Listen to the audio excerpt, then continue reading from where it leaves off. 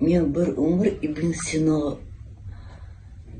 ulug' olimga mahliyo bo'lardim. Ibn Sinoning kitoblarini o'qib, ularni davolash proseslarini kuzatib, nimaga bizni dorilarimiz u darajada kuchli emas?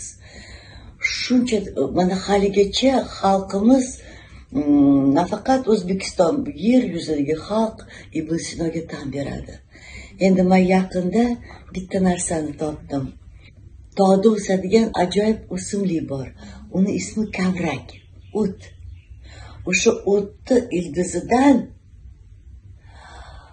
nima deydi? Shira chiqadi.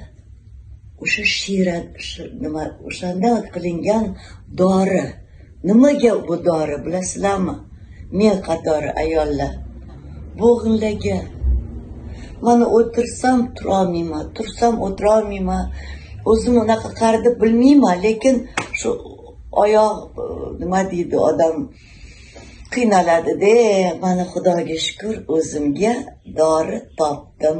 Sizlarga ham shuni tavsiya qilaman.